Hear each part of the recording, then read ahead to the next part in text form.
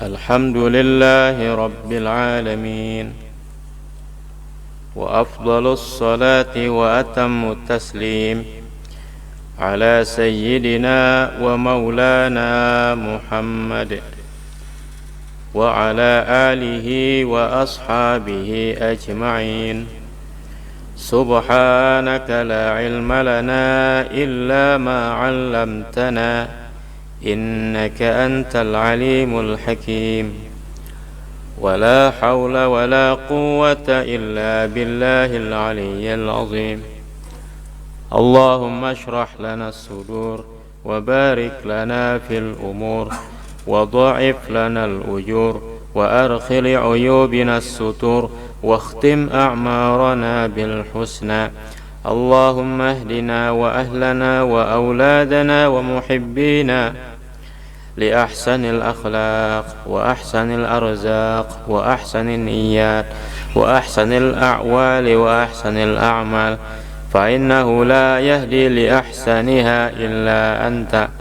واصرف عنا وعنهم سيئها فإنه لا يصرف عنا وعنهم سيئها إلا أنت. Alhamdulillah, puji dan syukur kita haturkan senantiasa kehadirat Allah Subhanahu wa Ta'ala, di mana dengan limpahan karunia dan nikmatnya kita bertemu lagi pada kajian kitab Al-Arba'un Al-Buldaniyah Bizuhdi Warriqaq, 40 hadis dari 40 guru pada 40 kota dari hadis 40 sahabat, yaitu kota ketiga adalah kota Siwun atau Sayun dari hadis Umar bin Khattab radhiyallahu anhu.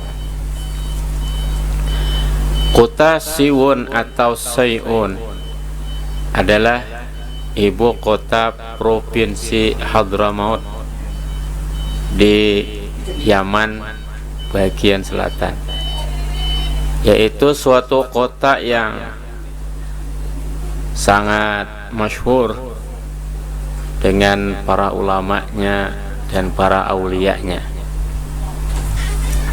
Terutama di sana ada yaitu Al-Habib Muhammad bin Ali bin Husain Al-Habsyi, sahibul maulid. Kami alhamdulillah pernah berkunjung, berziarah ke kota Sayun tersebut dan bertemu dengan beberapa ulama, di antaranya Al-Habib Al-Jalil Muhammad bin Abdullah bin Basri As-Saqqaf. Qara'tu ala Sayyidil Jalil Muhammad ibn Abdullah ibn Basri As-Saqqaf bisiwun aw Sayun asimah Hadramaut an jaddati syarifah wa hiya Al-Hubabah Khadijah bintul Imam Muhammad ibn Hadi As-Saqqaf ala al-Imam Ahmad ibn Abdurrahman ibn Ali As-Saqqaf lahu sabat ismuhu Al-Amali an syaikhihi al-Musnid Musnid al-Alawiyyin Al-Habib Al-Imam Al-Qutbu Idrus ibn Umar Al-Habshi wa lahu salasatu asbat wa hiya iqdul yawaqitil jawhariyah wa minhatul fattahil fatir wa uqudul la'al bi asanidihi ila al-imam al-Bukhari fi awal sahihihi an Umar ibn al-Khattab radhiyallahu anhu qala sami'tu Rasulullah sallallahu alaihi wa alihi wa sahbihi wa sallam yaqul innamal a'malu binniyat wa innama likulli imri'in ma nawa. Wa man kanat hijratuhu ila dunyan yusibuha aw ila imra'atin yankihuha fa hijratuhu ila ma hajara ilaih. Qalu an-niyyatu mahalluha al-qalbu. Man kana qalbuhu yatawajjahu lil akhirah fasatasiru a'maluhu khalisatan lillah. Ha'un wa ambani hadzal haditsa sama'an aw qira'atan masyayikhu ajilla'u katsirun minhum walidi almarhum Syekh Ahmad Mughni ibn Ismail rahimahumullah ta'ala wal Habib al-Muslim al-Mu'ammar As-Sayyid Muhammad ibn Abi Bakar sahibu ad-dalil al-Mashir ibn Ahmad ibn Husain ibn Muhammad ibn Husain al-Habshi atau al-Hibshi al-Makki kilahuma an Syekh Umar Hamdan al-Muhrasi sanadihi.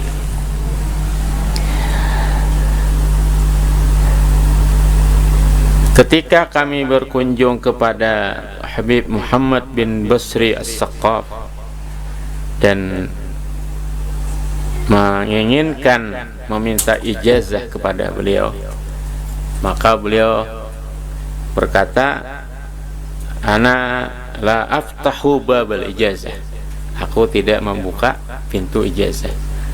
Artinya harus ngaji kepada beliau, tidak bisa ijazah begitu saja. Jadi karena ngaji itu adalah yang terpenting, mendengar atau membaca kepada seorang guru. Adapun ijazah itu ya nomor 3 daripada as-sama', kemudian al-qira'ah, kemudian al-ijazah. Maka oleh karena itu tak ada cara lain selain mesti membaca suatu kitab kepada beliau, karena beliau tidak mau memberikan ijazah secara umum begitu saja. Dan kami pun hanya membacakan satu hadis daripada awal Sahih Al-Bukhari. Makanya kami urutkan di sini urutan ketiga setelah Madinah, Makkah dan Sayun, kemudian Sayun. Karena hadis ini itu hadis niat, hadis yang sangat penting, bahkan dijadikan sebagai hadis pertama pada beberapa kitab hadis, di antaranya oleh Al-Imam Al-Bukhari di dalam Sahih Bukhari, dan juga Al-Imam An-Nawawi dalam kitabnya Riyadhus Shalihin dan lain-lain.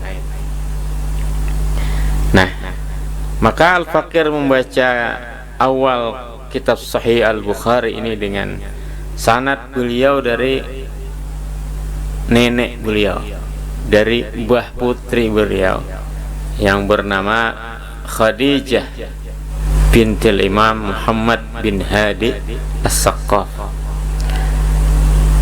Nah, nenek beliau atau mbah putri beliau itu belajarnya kepada orang tuanya, Tuan Imam Al-Habib Muhammad bin Hadi As-Saqqaf, dan juga kepada Al-Imam Ahmad bin Abdurrahman bin Ali As-Saqqaf atau ayahanda dari Habib Abdul Qadir Saqqaf Jeddah.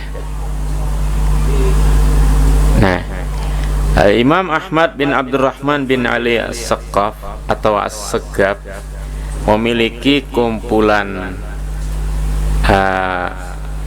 perguruan atau sanad disebut dengan Al-Amali. Nah, kitab Al-Amali adalah kitab yang berisi daftar guru-guru dari Al-Habib Ahmad bin Abdurrahman As-Saqqaf. Habib Ahmad bin Abdurrahman As-Saqqaf dari gurunya yang paling kesohor di Hadramaut sebagai ahli sanad dan guru dari para guru, yaitu Al-Imam Al-Habib Idrus bin Umar Al-Habshi. Habib Idrus bin Umar Al-Habshi inilah gurunya para guru. Guru dari Al-Habib Ali Al-Habshi, guru dari Habib Ahmad bin Hasan Al-Attas, guru dari Habib Abdurrahman Al-Mashhur, guru daripada Al-Imam Syekhul Islam Al-Habib Abdullah bin Umar Asy-Syatiri, guru dari Habib Muhammad bin Hadi As-Saqqaf, guru dari Habib Ahmad bin Abdurrahman As-Saqqaf, dan lainnya banyak sekali. Dia adalah guru dari para guru. Nama beliau Habib Idrus bin Umar Al-Habshi. Habib Idrus bin Umar al-Habsyi inilah yang menghidupkan sanad di kalangan habaib. Asalnya para habaib ini bukan tak ada sanad, tapi tidak memperhatikan dengan sanad. Salah satu murid dari Habib Idrus bin Umar al-Habsyi juga adalah Al-Habib Abdurrahman bin Ubaidillah. Abdurrahman bin Ubaidillah apa yaitu dia mufti Yaman. Nah, beliau juga yang menghidupkan sanad di daerah Hadramaut. Bukan mereka tidak peduli sanad, ya harus kita pahami. Bukan ulama-ulama Hadramaut ini tidak peduli sanad, bukan. Bukan mereka tidak peduli riwayah, bukan. Tapi mereka mengutamakan akan talaqi ilmu, akan belajarnya mereka ilmu itu dari para guru, bersanad bersambung tetapi tidak disebutkan. Artinya lebih mengutamakan ilmu itu dipahami, bukan diriwayatkan saja. Nah, istilahnya disebut dengan istilah dirayah. Dirayah yaitu memahami ilmu. Kalau orang kita zaman sekarang ini riwayah, sing penting meriwayatkan, mau paham, ngerti, orang ngerti ya bukan urusan. Memang riwayah seperti itu dan itu dibolehkan. Sebagaimana dalam hadis Sahih Bukhari, farubba hamili fiqhin ila man huwa afqahu minhu. Bisa saja orang yang membawa ilmu dibawa kepada orang yang lebih alim, lebih paham daripada si pembawa. Jadi kalau riwayah, itu memang ada ruang kita meriwayatkan. Tapi kalau cuma meriwayatkannya saja tidak paham, ya sangat kurang istilahnya. Paham saja tidak diamalkan, apalagi diamalkan juga tidak ikhlas, apalagi. Nah, kembali kepada Al-Habib Idrus bin Umar al-Habsyi, seorang tokoh besar di Hadramaut, guru oleh para guru. Beliau yang menghidupkan kembali sanad di Hadramaut yang sebelumnya tidak muncul, walaupun ada tentunya. Nah, walaupun ada, jelas ada, ya kan. Nah, mengapa mereka tidak mempedulikan munculnya sanad? Ya karena memang yang mereka utamakan adalah tarbiyatur rijal, yaitu mendidik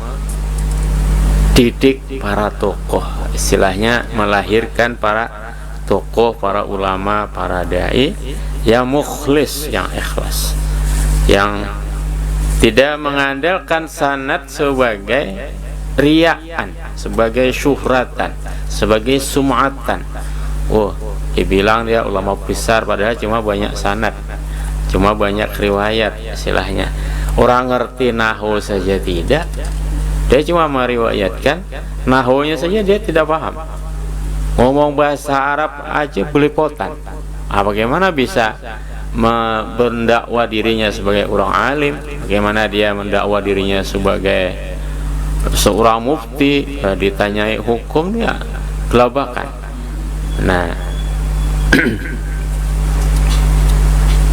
kalau pada ilmu riwayat, ya anak kecil baru lahir juga bisa meriwayatkan. Yang belum mengerti, belum paham juga bisa meriwayatkan, tapi itu riwayat. Maka sekali lagi yang diutamakan oleh ulama di Hadramaut daripada habaib dan masyaikh itu adalah ad-dirayah, yaitu al-fahmu, memahami bagi ilmu. Sebagaimana hadis Bukhari, man yuridillahu bi khairan yufaqihu fid din. Barang siapa yang Allah kehendaki dengannya khairan, yakni khairan kabiran, kebaikan yang besar, Allah pahamkan ia pada agama. Baik, Al-Habib Idrus bin Umar al-Habsyi ini memiliki 3 kitab kumpulan sanad disebut kitab sabat. Pertama, yang paling besar adalah Iqdul Yawaqitil Jauhariyah wa Simtul Ainiz Zahabiyah fi Asanidis Sadatil Alawiyah. Wah, ini luar biasa. Yang kedua adalah Minhatul Fattahil Fatir fil Isnadi Anil Akabir. Yang ketiga adalah Uqudul La'al fi Asanidir Rijal. Itulah kitab-kitab sanad yang ditulis oleh Habib Idrus bin Umar Al-Habsyi. Nah, beliau menyebutkan banyak sanad di sana, di antaranya kepada Al-Imam Al-Bukhari. Sanad kepada Imam Bukhari secara dirayah dan riwayah disebutkan oleh Habib Idrus bin Umar Al-Habsyi dalam kitabnya Iqdul Yawaqitil Jauhariyah, itu dari paman beliau, hingga kepada Al-Imam Al-Bukhari. Al-Imam Al-Bukhari rahimahullahu ta'ala meriwayatkan pada awal sahih beliau, awal kitab sahih beliau, dari sahabat Nabi yang bernama Umar bin Khattab radhiyallahu anhu. Qala, ia berkata, sami'tu Rasulullah sallallahu alaihi wa alihi wasallam, aku mendengar baginda Nabi sallallahu alaihi wasallam yaqulu, bersabda, innamal a'malu binniyat wa innama likulli imri'in ma nawa. Innamal a'malu binniyat, hanyalah sahnya amal itu dengan adanya niat. Tidak ada niat, maka amal itu tidak sah. Karena innama adalah adatu hasrin, membatasi. Amal terbatas, terhenti biniat, terhadap niat. Tidak sah amal apabila tidak ada niat. Nah, sekarang niat itu apa? Niat itu ta'rifkan oleh Al-Imam Al-Ghazali rahimahullahu ta'ala dalam kitabnya Ihya Ulumuddin, imbi'asul qalbi li fi'li syai'in, terbangkitnya hati untuk melakukan sesuatu. Dan disebutkan oleh para ulama, wa mahalluha al-qalbu, tempat niat adalah hati. Dan wajib niat itu ketika awal melakukan perbuatan ibadah seperti wudhu pada ketika membasuh muka. Jadi artinya ketika membasuh muka kita dalam contoh berwudhu itu kita mesti berniat. Niat itu bukan lafaz, tetapi niat itu adalah kesertaan hati. Jangan kita membasuh muka dalam wudhu itu niatnya bukan wudhu, tapi cuci muka aja, maka itu tidak wudhu.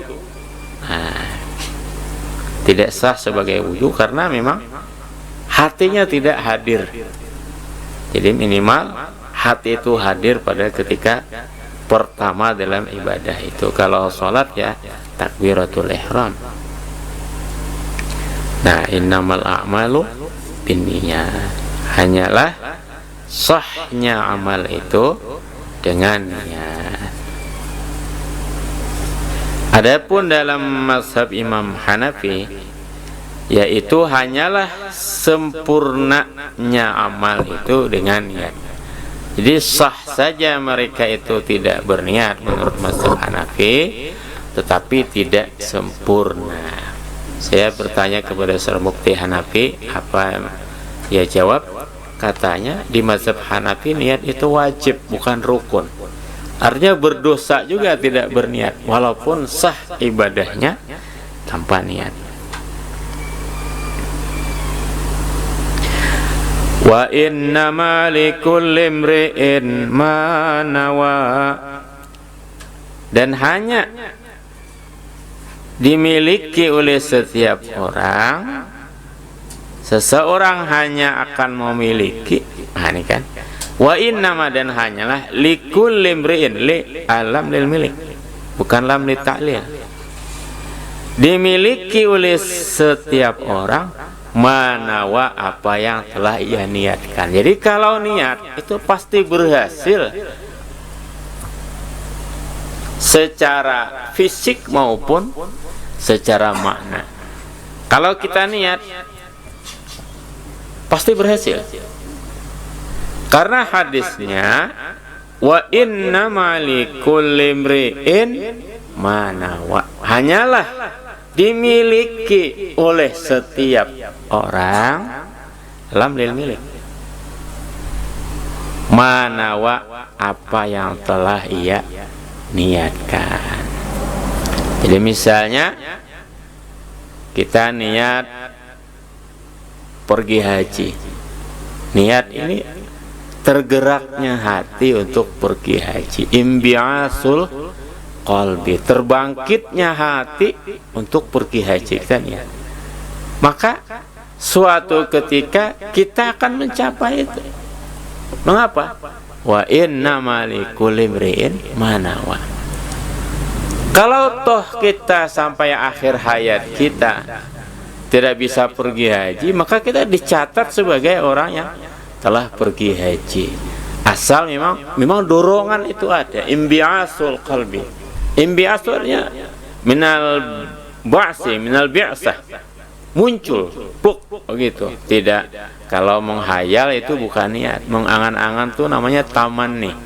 Jadi awalnya dulu menghayal, al-khayal, khayal itu lintasan, atau al-khatir, lintasan pikiran itu, tidak ngapa-ngapain. Setelah itu dari al-khayal, dari al-khatir, dari lintasan menjadi al-khayal, ya kan? Lintasan lalu menjadi bayang-bayang. Ini runtutannya.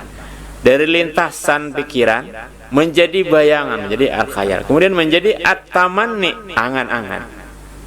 Kemudian menjadi an-niyah atau al-azam, kemudian menjadi an-niyah. Nah, jadi al-azam itu tekad di hati, itu belum niat. Kalau tekad belum niat, tekad aja kan belum tentu melaksanakan. Kalau niat itu inbi'as minal ba'si, artinya ada bangkit, ada bangkitnya, tidak hanya tekad saja tapi tidak bangkit. Kalau niat inbi'as itu bangkitnya. Niat diambil dari nawah, yaitu biji yang ditanam, tumbuh. Nah, jemaah sekalian, maka tanamlah niat yang banyak dalam kehidupan ini, dan kita akan memetik sesuatu yang kita telah tanam. Karena kita tak akan bisa memetik sesuatu yang tidak kita tanam. Dihikayatkan ada seorang ingin bertamu, berkunjung kepada tuan gurunya. Dia ketuk pintu, tuk tuk tuk, assalamualaikum. Dijawab waalaikumsalam. Ketuk-ketuk lagi, assalamualaikum, waalaikumsalam. Tapi tidak dibuka. Lama baru dibuka. Padahal terlihat ada yang menjawab salam dan ada orang di depan pintu, yaitu si tuan guru itu, tapi tidak dibuka juga. Ketuk-ketuk tidak dibuka juga. Nah, lama kelamaan baru dibuka. Maka sang guru ini langsung menimpali, barangkali panjenengan ingin bertanya, kenapa kok saya menyahut salam tetapi belum membuka? Iya guru, kenapa? Nah, maka kata beliau, aku berdiri di depan, di belakang pintu ini, dan aku menyusun 25 niat untuk membuka pintu. Jadi saja aku membuka pintu untuk ABCD sampai 25, untuk menerima tamu, untuk melayani penuntut ilmu, untuk dan sebagainya. Jadi niat. Nah, dengan diniatkan ke 25-nya itu terhasil, terdapat ke 25-nya. Jadi satu kerja 25 niat, 25 hasil. Sekali mendayung 25 pulau terlalu, berarti mendayungnya keras juga itu. Nah, jadi beberapa ini perhatikan. Pertama, sahnya amal itu tergantung dengan niat. Itu pertama. Jika kita tidak berniat wudu, maka tidak menjadi wudu. Yang kedua, seorang hanya akan mencapai apa yang ia niatkan. Seorang hanya memanen, memetik apa yang ia tanam. Kalau tidak merasa menanam terus memetik, berarti punya orang. Ya. Nah, tidak bisa begitu. Kita diajarkan untuk menanam benih, ya, kecil menjadi besar. Benih kecintaan kepada ilmunya, niatkan banyak niat.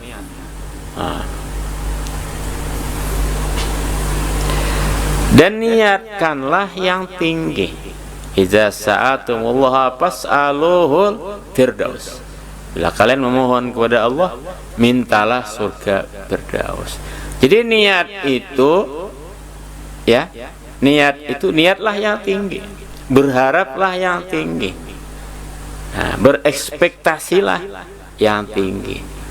Nah, tetapi jangan ada target. Nah, kalau ada target itu kita lelah dan kecewa. Jadi niat dengan target itu berbeda. Nah, niat dengan merancang itu berbeda. Kita rancang ini, kita rancang itu. Nah, apa perbedaannya niat dengan merancang? Merancang itu namanya takhtid. Itu sekedar menulis saja, belum tentu masuk akal atau bagaimana. Jadi kita disuruh merancang atau mentakhtid beberapa perkara. Saya ingin menyelesaikan ini, dan ini dan itu banyak sekali.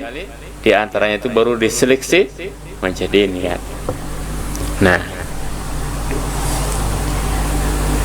tidak menanam, tidak mungkin kita akan menuai. Faman kanat hijratuhu ila dunyan yusibuha.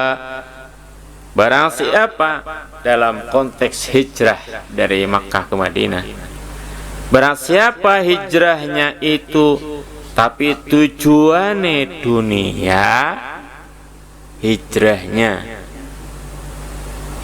kan istilahnya sesuatu yang sangat perlu, sangat mendesak, seakan-akan demi agama.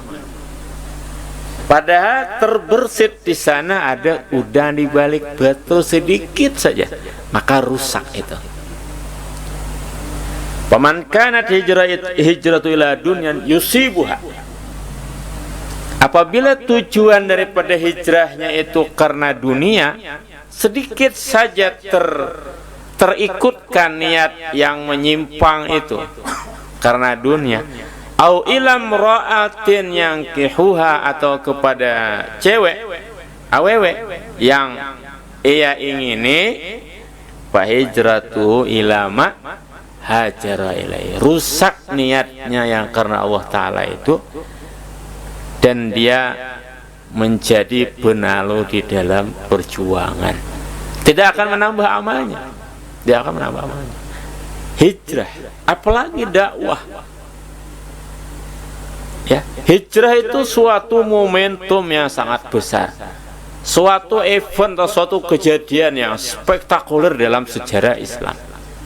Hijrah saja dinodai niatnya itu dengan niat yang bukan-bukan, niat karena awewe atau niat karena dunia, hancur. Akhirnya dia hijrah pun ke Madinah misalnya ini, yang diliriknya adalah amplope pero, yang diliriknya adalah awewe, kan beda. Kenapa? Karena ada desas-desus di dalam hatinya, istilahnya berisik-berisik dalam hatinya, bukan hanya curi pandang mata atau siritan mata kata orang Banjar, tapi lirikan hati yang berbahaya. Masya Allah. Kalau mata melirik masih mending. Sekarang kalau hati melirik kepada dunia, kepada awewe, Masya Allah. Ya mendingan orang yang matanya melirik atau menatap tajam kepada awewe, tetapi hatinya dia zero, kosong. Daripada orang yang seperti tasawufnya bukan main, seperti pakihnya bukan main, tapi full hatinya itu dunia saja. Maka Allah Subhanahu wa taala berfirman, A'udzubillahi minasyaitonirrajim.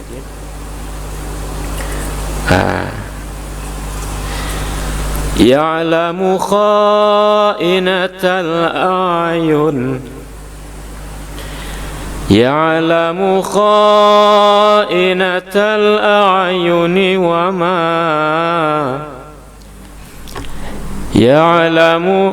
Ya'lamu kha'inatal a'yuni wa ma tukhfis sudur.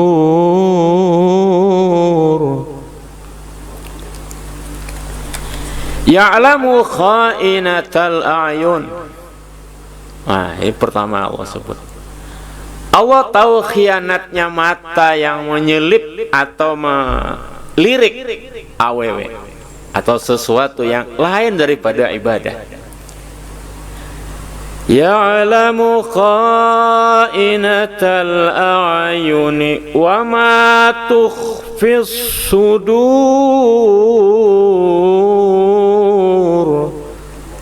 Allah mengetahui khianatnya mata. Ini belum seberapa. Khianatnya mata lirikan yang berbisa, yang berbahaya. Berbahayanya apa lirikan? Diliriklah cewek, dikiranya cewek itu suka, padahal tidak. Kasihan yang melirik. Jadi kasihan dirimu jika kamu melirik wanita. Dia senyum, dia setiap hari senyum. Dia senyum karena wajahmu jelek. Kita lirik wanita, yang wanita dilirik senyum karena lirikan kita. Berbunga-bunga kita, senang kita. Dibalas oleh cewek itu senyuman karena lirikan kita. Padahal dia senyum kenapa? Dia senyum karena wajah kita jelek. Dia senyum. Wah, aneh katanya orang tua seperti begitu, kok melirik kepada aku. Kita sana. Ini namanya menyakitkan. Jadi melirik wanita itu menyakitkan batin kita sendiri, bukan menyakitkan orang lain. Sakit batin ini rasanya karena hasil dari lirikan kita sendiri. Wah, ini bukan ada lagunya, lagu Rumah Irama atau lagu siapa ya? Lirikan matamu, begitu. Masya Allah. Ada guru namanya Sunita, dia memang suka mengambil bait-bait syair dari Bang Haji Rumah Irama. Jemaah sekalian rahimakumullah. Ya'lamu kha'inatal a'yuni wa ma tukhfis sudur.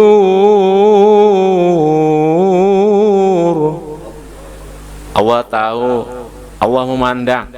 Ya'lamu ini dalam istilah tafsir itu yu'azzibu, menyiksa. Jadi kalau ya'lamu, itu konotasinya Allah itu memperhatikan untuk menyiksa. Dalam tafsir Syekh Ibnu Katsir atau tafsir lainnya, lirikan yang berbisa, lirikan yang membahayakan. Ini dari mana? Dari niat. Niat ada desas-desus yang kotor dalam hati ini mencampuri akan action ibadah, mencampuri akan event yang seolah-olah itu ibadah, padahal ada muatan yang tidak bagus di dalamnya. Paling berbahaya ngajar cewek. Ngajar cewek paling berbahaya. Semangat kita ngajar cewek. orang 2-3 jam aja dilawan. Maka adalah Al-Imam Syekh Ihsan Jampis Al-Qadiri dalam suatu riwayat, kalau mengajar cewek ini namanya pakai tindak begitu, dan beliau pakai penutup saking waraknya. Nah, memang melihat cewek ini menyenangkan sekilas, tapi kesenangan itu yang membuat kita terjebak oleh senyuman yang tak ada artinya. Oh, dia senyuman tak ada artinya, orang siapa aja disenyumin. Akhirnya kita yang cowok ini terjebak oleh senyuman yang tidak ada artinya. Ini bahayanya di situ. Dari mana ini ada? Dari niat kita yang tidak lurus karena Allah Subhanahu wa taala. Bayangkan, hadis ini menceritakan tentang hijrah. Hijrah dari Makkah ke Madinah. Wah, event besar yang semestinya karena Allah Subhanahu wa taala. Lalu Nabi memperingatkan, barang siapa hijrah ini dan hatinya dikotor sedikit pun dengan niat-niat lain daripada selain karena Allah, selain karena hijrah kepada Allah, maka dia hanya mendapatkan kotoran itu, yaitu ila dunyan yusibuha, dunia yang akan ia dapat, belum tentu juga. Oh, ke Madinah. Akhirnya dia ke Madinah itu bukan mau hadir ke pengajian. Akhirnya ke Madinah itu dia bukan ngapa-ngapain. Tapi bagaimana ya? Mungkin enggak ada yang ngurus parkir, barangkali saya ngurus parkir aja ya, Pak ya. Macam-macam gitulah. Ini mohon maaf bagi yang petugas parkir ya. Apa saja intinya.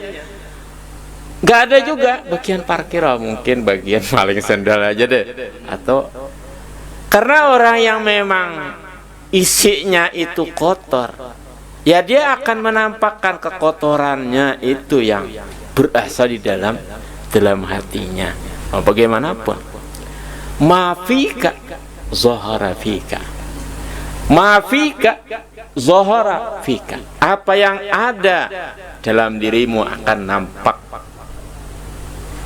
Ya, mafika aima kamu nafika, zohara fi fika, nampak pada mulut. Nah, baik. Au ilam ra'ati yankihuha. Hijrah semestinya peristiwa yang begitu spektakuler dalam sejarah, yang sangat fundamental dalam sejarah perjalanan Islam, tetapi dilakoni dengan campuran lirik melirik. Wah, lirik melirik ini masya Allah. An-nazratu sahmun min sihami iblisa masmumatu. Lirikan adalah panah yang beracun daripada panah-panah iblis. Gara-gara lirikan, ibadah kita tidak khusyuk, hijrah kita tidak ikhlas karena Allah Subhanahu wa taala. Jadi sehingga disebut dengan muhajiri Ummi Qais, orang yang hijrah karena mamanya Qais. Mamanya Qais ini janda top di zaman itulah istilahnya.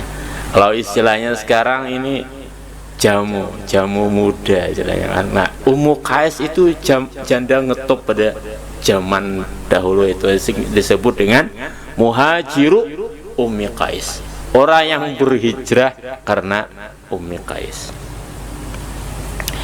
Qais sendiri itu adalah nama yang sangat ngetren pada zamannya. Pada zaman itu namanya ada Qais ini, ada Qais bin Kaisan, ada Qais Laila Majnun, ada macam-macam. Pokoknya kalau nama Qais hebat deh.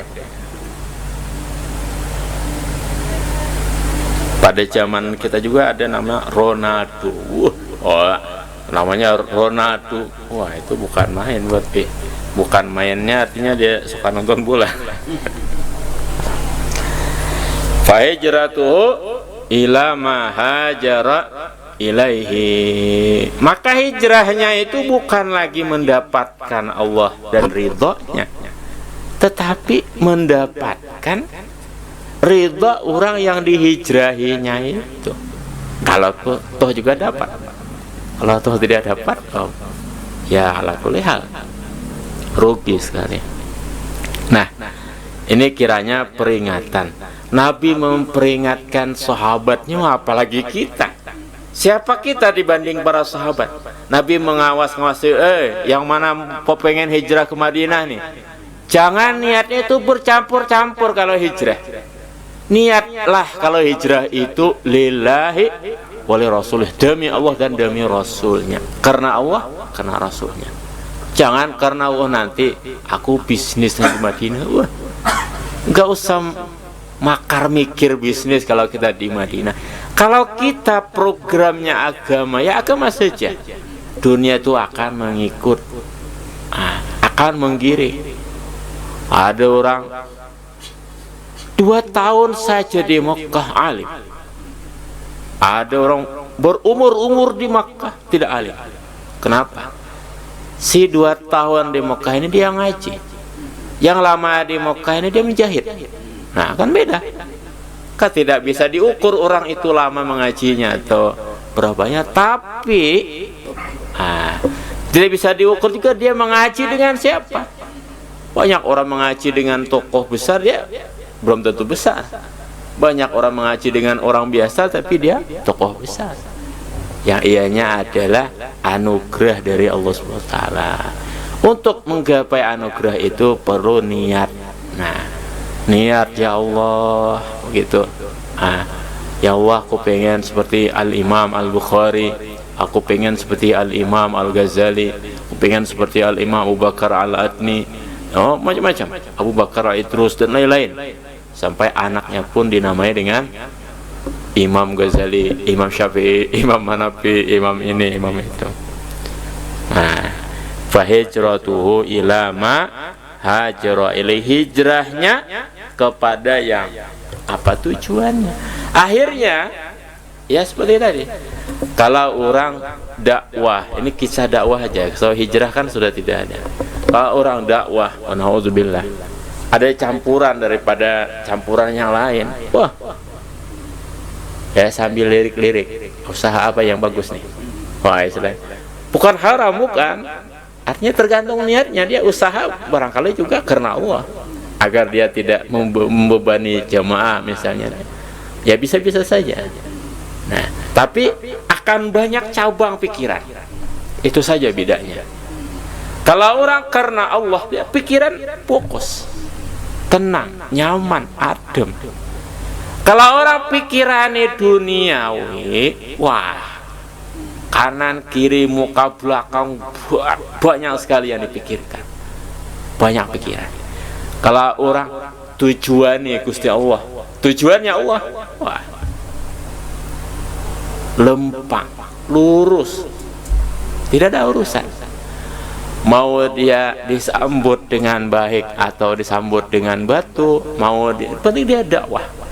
Mau dia istilahnya di sana dapat usaha atau tidak mikir. Walaupun ya sebagusnya juga punya usaha agar tidak tergantung menjadi kalun alan nas, menjadi beban kepada orang lain, mandiri istilahnya. Nah, itu dalam dakwah. Kalau hadis ini tentang hijrah. Kalau hadis tentang hijrah, maka kita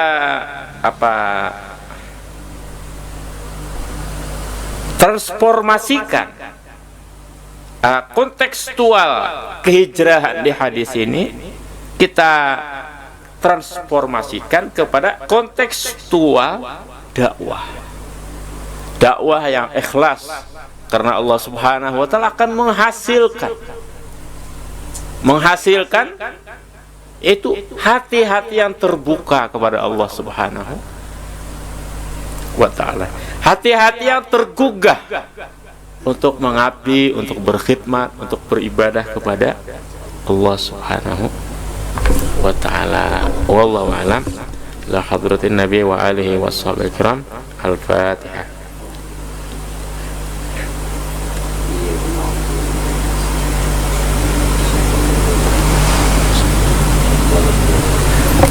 Alhamdulillahirabbil alamin. Allahumma shalli wa sallim wa barik ala sayyidina Muhammad wa ala alihi washabihi ajmain.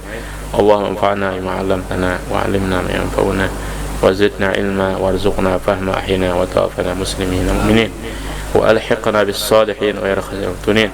Rabbana ighfir lana dhunubana wa liwalidina wa liwalidina wa liwalidina warhamhum warhamhum warhamhum rabbana shighara wa lisairil muslimina wal muslimat. Sallallahu ala sayyidina Muhammadin wa alihi wasallam. Alhamdulillah. Taqabbalallahu minkum.